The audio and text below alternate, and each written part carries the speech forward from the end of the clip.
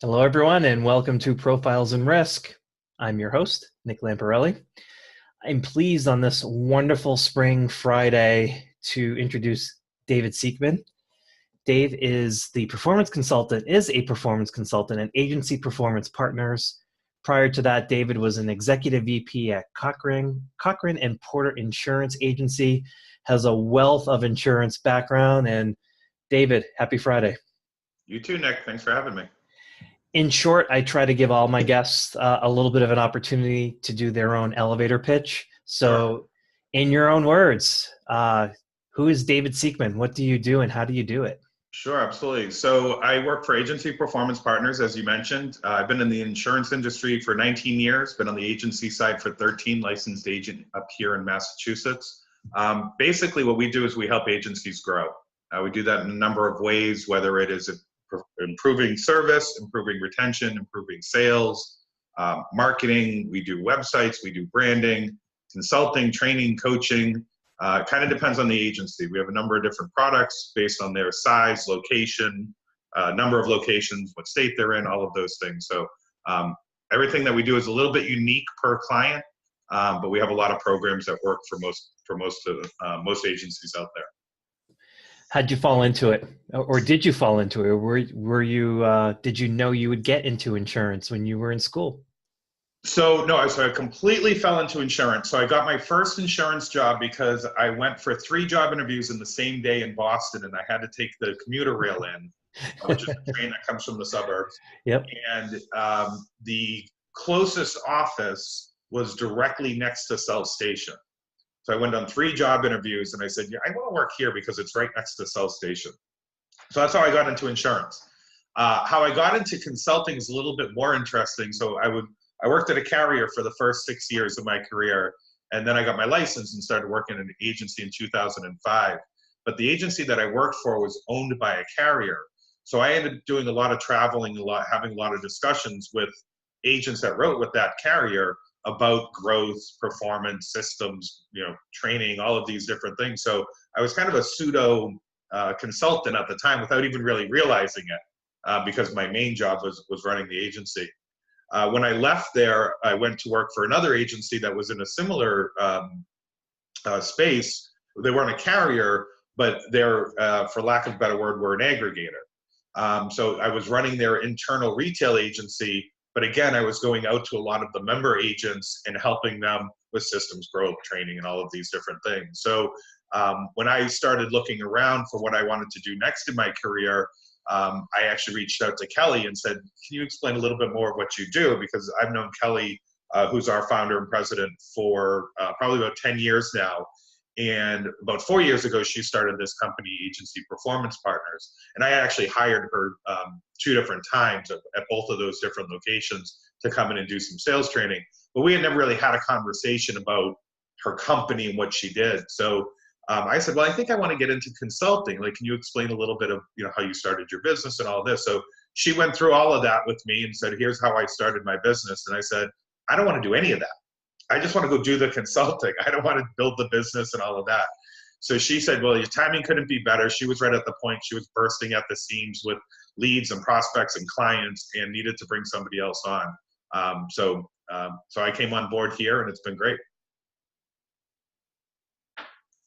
Yeah, their agencies come in all different shapes and sizes with all different kinds of problems. I was wondering if you could just talk about the things you're seeing now on the agency side.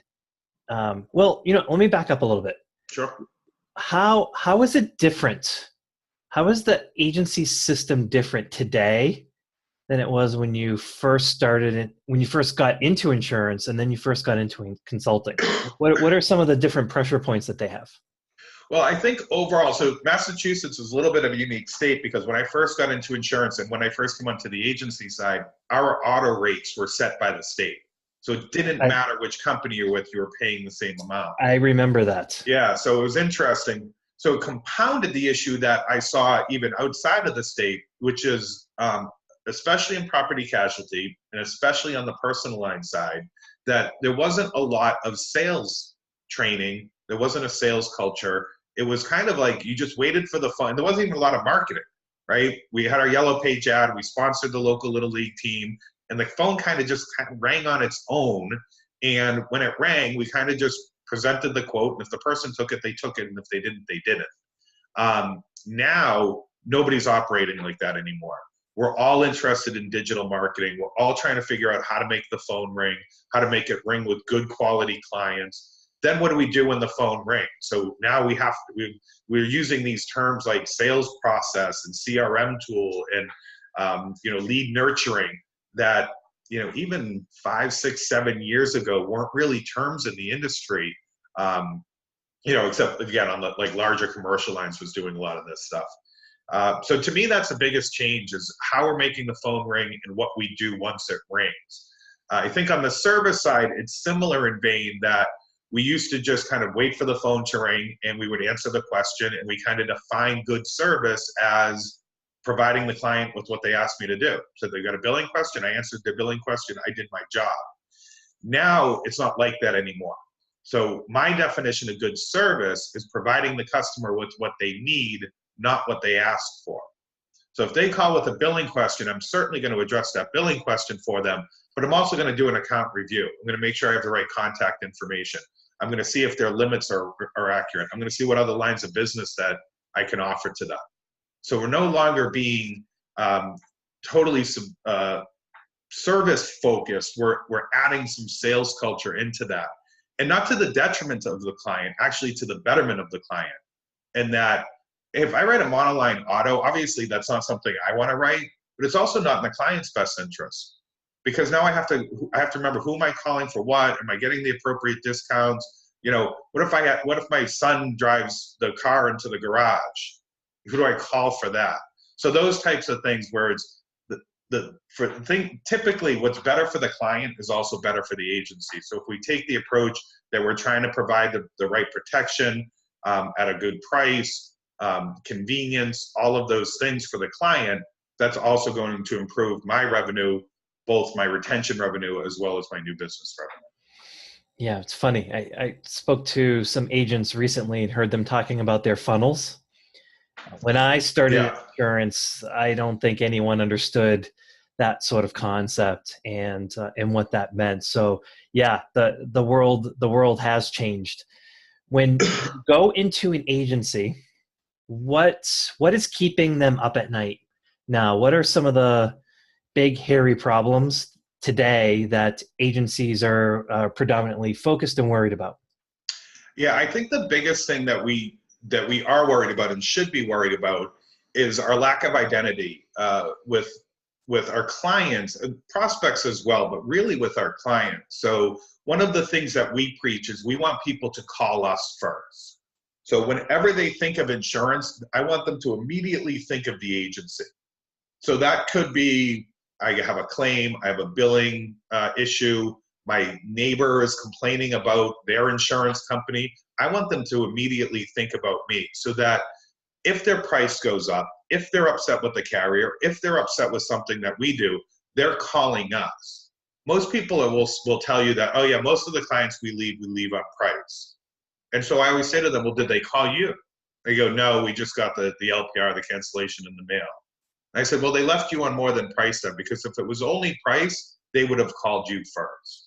So I think that we're losing our identity. I think that 20, 30 years ago, if all of our clients, if you asked them who their insurance was with, they would say the name of the agency. Now, more often, they're saying the name of the company, because I get my bill from the company, or my EFTs, my bank account has the EFT has the bank the carrier on it. If I have a claim, I'm calling the carrier directly. My renewal now comes from the carrier. So the carrier is so focused on marketing themselves. They're the ones with the mobile app. They're so focused on marketing themselves that we're getting squeezed out a little bit. So I think that's what people worry about, is what's the future of the independent agent? And I think the solution is, I don't want to say it's easy, but there's a solution there to be had in terms of making sure that we're keeping our identity through our onboarding process or our sales process, through our marketing, our renewal process, all of these different components that keep the client thinking about us and not the carrier. It would seem that technology would be critical to that. Touch points, marketing, ease of business, being able to communicate with your agent in the way that you want to communicate with your agent, and not necessarily this one shoebox way. How much do you stress technology and innovation on that front? Yeah, I think it's critical. Again, 20 years ago, our competitors in this space, in this customer experience space, was the agency down the street, right?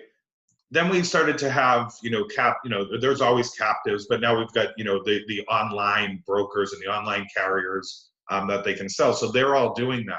But I think what's critical when we're talking about customer experience is that that is not our only competition now, because we're being held to a standard of what they expect when they're calling anybody.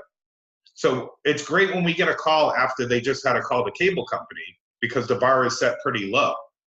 But if they just went on Amazon, or didn't even go on Amazon, stood across the room and yelled to Alexa to order something for them on Amazon, then they call us, now the bar is set pretty high.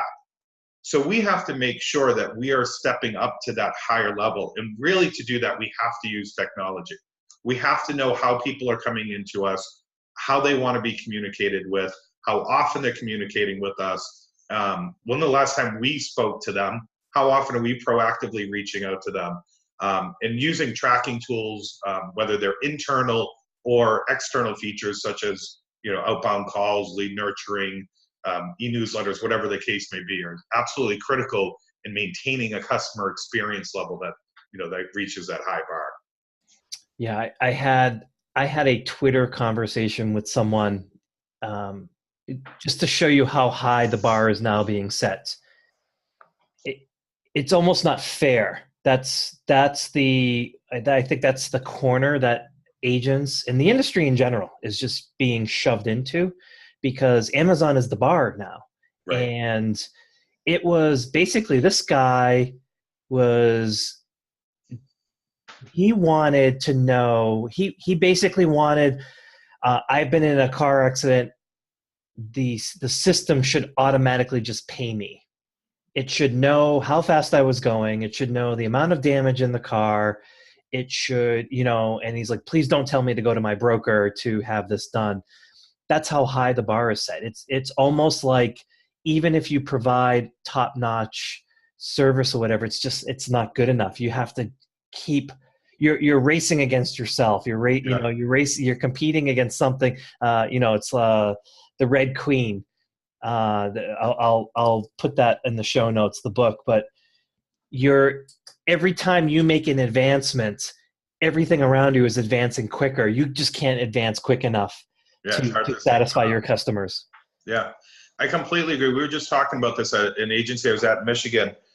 A lot of people want to blame the millennials for this instant gratification kind of thought process that we have in our society now.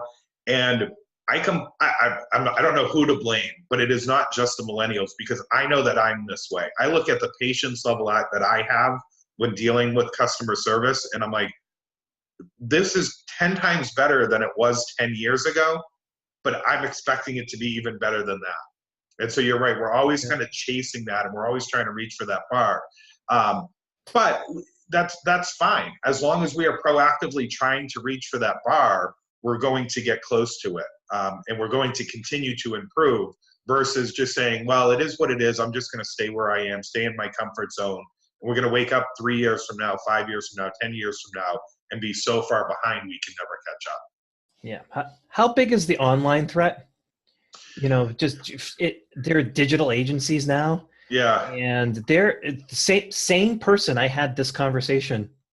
We had a different conversation, and it is sort of being assumed that some bot can replace an agent. Yeah. And my retort to him was, just wait till you have a fire or a major car accident. Your bot doesn't love you. Right. Your bot's not going to show up at the hospital. Your bot's not going to show up at your home that just burned down. Your bot's not going to help you fill out the paperwork when you can't fill out the paperwork. But it was still that high bar. It's just, well, I just don't feel like I feel like technology can solve all of these problems. So how big is the online threat? I think it's a threat for a certain segment of the business. And I'm not even going to say bad business or, again, blame the millennials on it. I think that there are going to be people that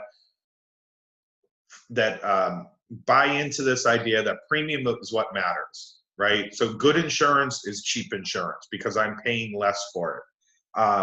The local independent agent is always going to have those two things going for them. They're local and independent.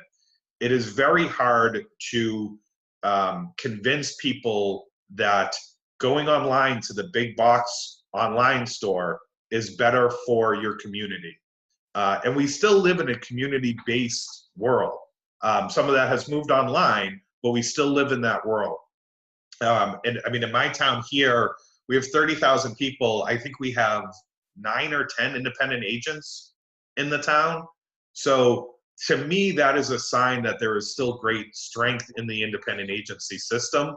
But again, that doesn't mean we can just kind of accept it and say it's always going to be that way. So we have to figure out how to take advantage of some of these online services while staying local and independent so that I can always compete with an online broker or direct writer. Yeah. So you've been exposed to potentially hundreds of agency, maybe even thousands. Sure. What do great agencies do right? Great agencies have a plan, number one. So strategic plan, marketing plan, service plan, sales process. So to me, it's mostly about planning. Have a focus on the financials, so they know exactly where they're at. They know where they want to get to. And then training. To me, I think we spend so much time making sure that people have their license, get their CEUs, and we don't spend time on sales training or customer service training. Why do we assume that people just know how to talk to a client? We assume that, oh, you just be nice to the client. Well, there's a lot more to providing customer service than just answering the phone and answering the question.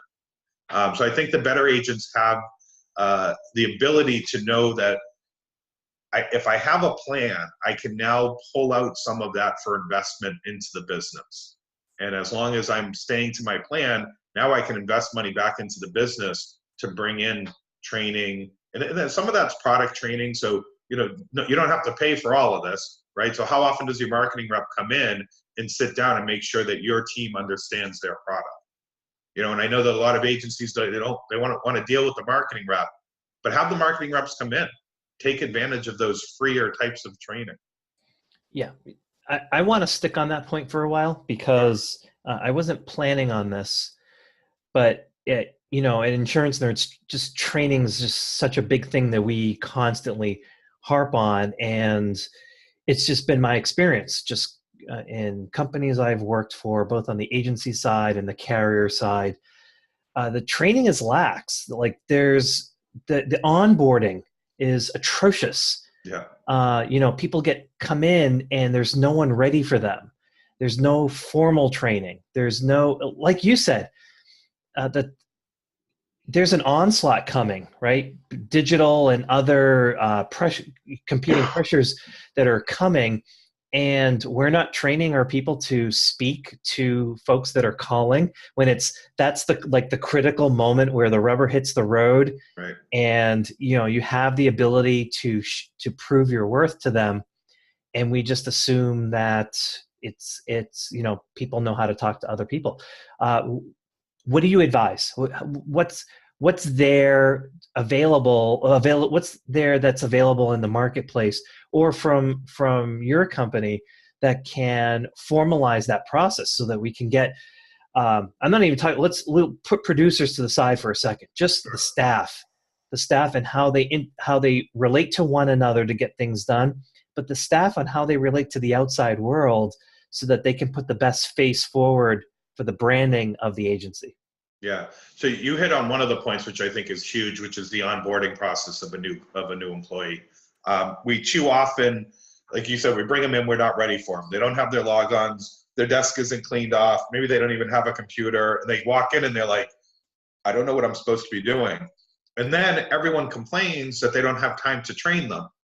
But if you took the time to train them, you'd have more capacity in your day to do your job. So I think just that general approach to a new employee needs to change. And I think that's true in a lot of industries. That's not just our industry. On the other end, we run into the same problem when it comes to leadership. So we have a great CSR, a great sales executive, a great account manager, whatever they are. They're tremendous at doing their job. So now we make them a supervisor. So we've completely shifted their responsibility from client focus to managing people, but we don't give them any training.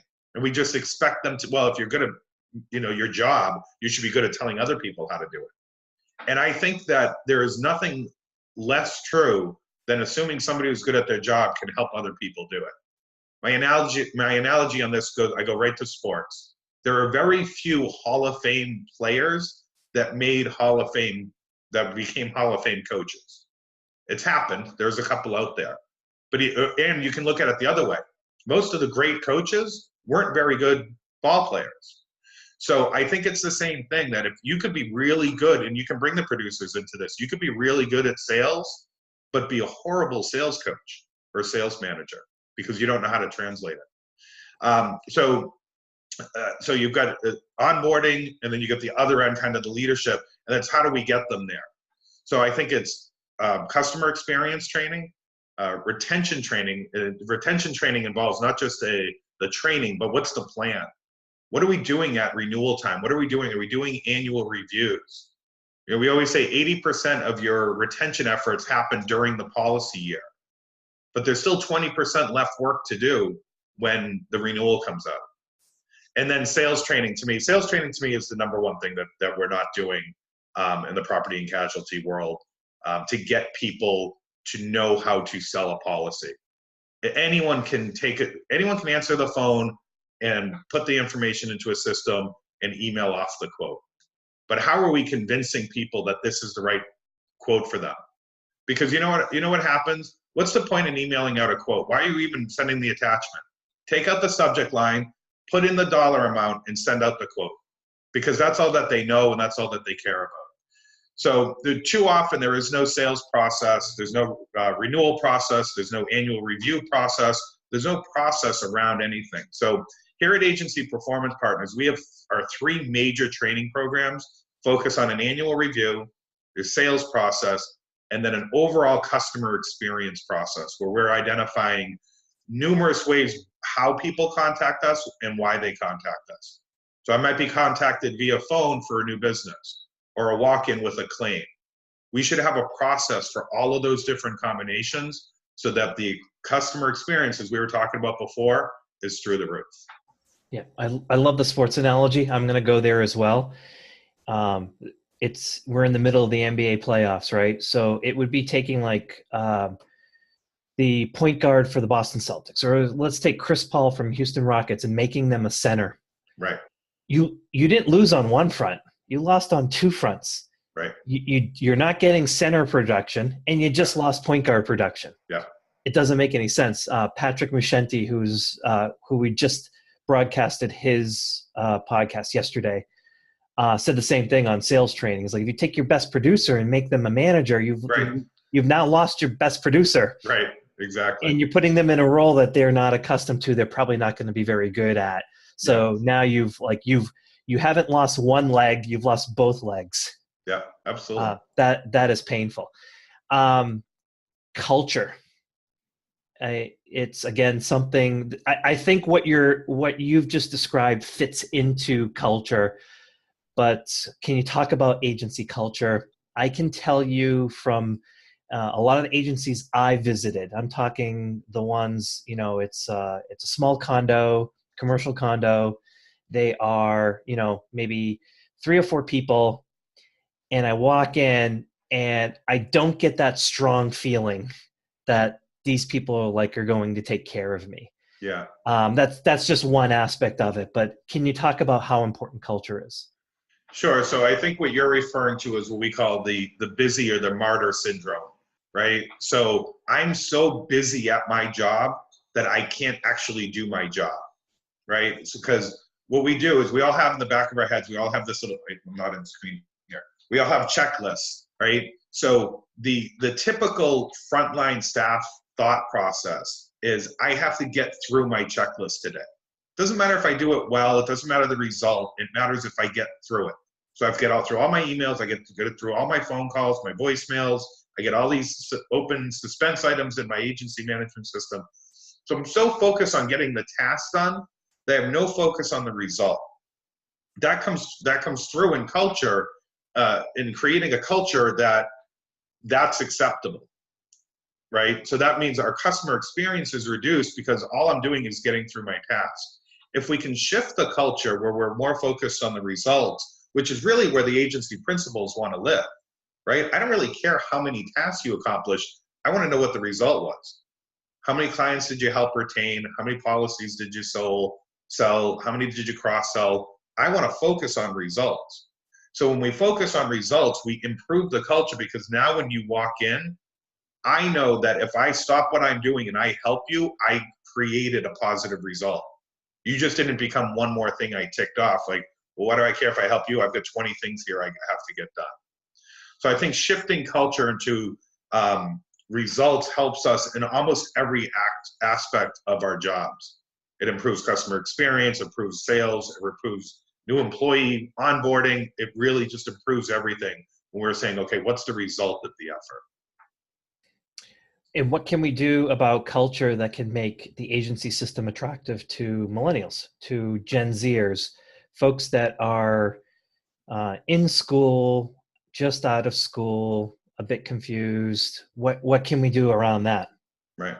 Well, a lot of the problem is that they're being promised a lot right now, and there's a lot of opportunity out there. There are jobs to be had. So we're competing with some much more attractive jobs. And if you're anywhere near a city, you know, if I can commute into the city for 45 minutes and go work in the big town versus sit in an office with 5 people that when I came in my first day of work didn't even have a computer ready for me, how is that, what is making that position attractive to me?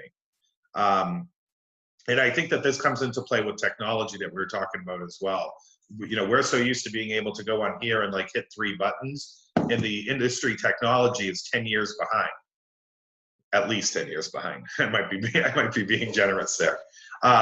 So, you know, if I come in and I sit down and I'm trying to run through a system, I'm like, this doesn't make any sense. Why are we doing it this way? So that's where I think using some non-industry technology and applying it into our industry makes sense. So, you know, using things like MailChimp or HubSpot or whatever it might be that is not specifically geared to the industry, that isn't held back by the expectations that we've imposed on our technology, makes a lot of sense for us. Yeah. How important is helping employees with a career path and counseling them? That was one of the frustrations I had on the agency side when I was there was I didn't really understand everything that was potentially available to me. So I didn't know what to train for, and there was no guidance for that. So it was just basically like, go take a class, and I kind of had to figure it out on my own. So, you know, how much is it? You talked about, you know, having a plan for renewals for the client. How important is it to have touch points with the employees? Yeah, so I completely agree with you that career development to me is one of the things that is lacking in the industry. And it's career development. I think the problem is that I think we get afraid. Oh, I'm going to pay for the CIC class, and then they're going to go to the agency down the street. And that's going to happen. So I think we have to get over this idea that every employee we make is going to work for us for 45 years until they retire, right? So we have to start to think in terms of what is going to make our agency more attractive to new hires. And a lot of that has to do with career development. So certainly employee retention is important. So helping them with their career, we recommend a quarterly one-on-one meeting with the agency principal or the manager or someone like that. So that not only are you trying to help that individual and retain that individual, but it also becomes selling points for new business, for new clients. what I was thinking was that you're right. It's very similar to the way we treat our clients today. Not only helps retain the client, but it helps us in our new business process. The same is true of employees. The way we treat our employees today can help us recruit new employees. Yeah, thank you for bringing that up. That's just, it's so important. I don't see enough of it, and I think it is a differentiator. You get, I heard a quote that was something to the effect of, it's better to train an employee and lose them than to not train them and have them stay. Good You point. know, it's like, Yeah, I've never heard that one. That's great. yeah, why would you harm yourself by not educating and helping your employees? So Right. I thank you for that. What sort of advice would you give? You walked into a personal lines only agency. They must really be feeling pressure. They must Yeah. really be nervous. We had this conversation with Kelly. It was unconventional, her advice. I want to hear what you would think about, walking in. What kind of advice would you give them? Well, I mean, I guess it depends on what they're doing today, but I certainly would want to make sure that they are doing actually what we were just talking about. How well are they treating their existing clients, and then are they taking advantage of that to drive new growth? So, for example, one of the things that we really push is a proactive renewal call to every client once a year. Okay, and I know it's too much work and it's adding tasks, right? But really what it's doing is it's creating a system where we're providing better results. When we provide better results and a better customer experience, we actually reduce the number of tasks. But I'm going to use this not just to retain that client. I'm going to use this to cross-sell, upsell, ask for referrals, but not just with that existing client. I'm also going to lean heavily on this in my marketing and in my sales process, so that I can use the fact that we do an annual review with every one of our clients every year as a sales tool and as a marketing tool. So to me, it's all about growth. And the nice thing about a proactive annual review process is that it helps on both sides of the coin. It helps with the retention, right? Because we know every policy we retain is what we didn't have to sell if we're talking about growth.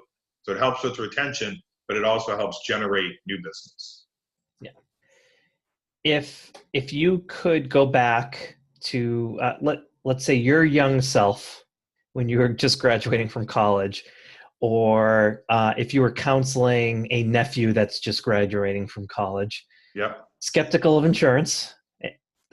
This is like a personal favor of you because I'm going through this right now. Sure. Counseling someone, how would you counsel them to make them comfortable that a career in insurance is actually worthwhile? Well, it depends on where we're going, but I would focus on sales, right? And to me, sales is the best industry to be in if you're good at it, because you can basically figure out how much money you want to make, because it's an easy calculation. I want to make X. That means I have to sell Y number of policies, which means I have to quote Z number, which means I have to contact. You just figure it back out. So if that means you have to make 50 calls a day, you make 50 calls a day, you work on your numbers, and you're better off. And then obviously you can improve those metrics over time. Instead of making 50 calls, you could make 40 calls because you're quoting more, you're selling more. So I would certainly say that sales is great. On the insurance side of it, the nice thing about insurance is it's a product that everyone needs and they're always going to need it. So it's not something that kind of comes and goes, like, okay, the real estate market kind of comes and goes. We're in a little bit of a recession, prices start to go down, people aren't buying homes. Insurance is either required by the state, required by a mortgage company or a bank for a bank loan. It's required by the building owner. It's just a required product. And I guess the other side of it is that because not a lot of people want to come into insurance, there's a tremendous opportunity there. It's not like trying to go into, in the 90s, trying to become a .com when everybody else is trying to do the same thing. So in an industry where we don't have a lot of young talent, it is really being, it's really unique, and it's not just, there's not an abundance of it. So there's an opportunity. Yeah, that's been my pitch. Yeah. But quite honestly, that by itself has not worked really well. Yeah, so I always I tell my nephew, listen to my podcast, look at all of the different things you can do, and there's nobody in the industry like you have a runway for 40 years if you want it in whatever way that you want it. Right. It's still a tough sell. So Well, I think the key too is that it's changing, right? So getting into insurance today doesn't mean that I'm going to put on a three-piece blazer or a three-piece suit and, walk down the street with my suitcase knocking on doors, right? There's so many different things. We talked about technology. You could get it. Part of the problem with the technology, I think, in our industry is that we have the technology people over here and we have the insurance agents over here, or the insurance people, and there's like a brick wall between them. yeah, And the technology people say, well, this is what I want to build. And the insurance people are saying, well, we don't need that. So we need more people that can bridge that gap between the technology and the insurance world. So that to me is a tremendous opportunity for somebody young to get into. I agree so much. I'm going to transition to more of a personal side of Okay. who you are. I want to play a little short word game. Okay. Just rattle off anything that comes to the top of your mind when I throw this out. Okay. It's Friday, right? Yes, I do. Okay. So that means there's no correct answers. Anything you say is correct. Freeform Friday. Got it. Freeform Friday. Okay. Cavs Celtics Game 6. Oh, season 6 all the way. No, not really. They're going to lose tonight. They'll come back and win in game 7. Okay. Okay. I like that. Selling Monoline Auto. I think it's great. That's not the answer you're expecting, right? No, there's no. But I want to explain. So I have no problem with selling Monoline Auto if we have a plan and a process to cross-sell our Monoline book, right? Because there are times when people come in and that's all that they want and that's all that they want to deal with. I'm not saying we shouldn't try to cross-sell them at the point of sale. We absolutely should. But I look at my Monoline books when I go into an agency and they say, I have an agency in Florida, 78% Monoline. I'm like, this is great. And he's like, why is it great that I have a Monoline book? I said, because you have existing clients that you have more products to sell to. I've got an agency in Pennsylvania. They have 80 Monoline homeowner accounts. And he's like, Go get the auto. Yeah. But I'm like, there's not much you can do about that. 80 accounts out of 4,000. It's like, that's a pretty small percentage. There's not a huge opportunity there. We got to go get new clients, right? So I love Monoline accounts. I think they're great. As long as we have a plan in place to cross-sell. Okay. InsurTech. What about it? That could be an answer. You mean insurance technology in general? Sure. Yeah, again, I guess if let me put on my positive Friday hat. I think there's a tremendous opportunity. I think that it's lacking. I think that there are some up and coming new agency management systems that I'm excited about. I think that there is definitely more of a focus today. I really need somebody to break down the wall between insurance and technology, though. Okay. Perpetuation or succession plans?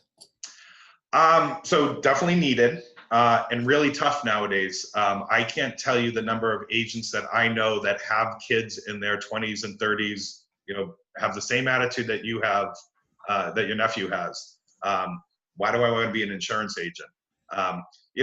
Never mind the fact that it's an established business, there's residual income, never mind all of the good things.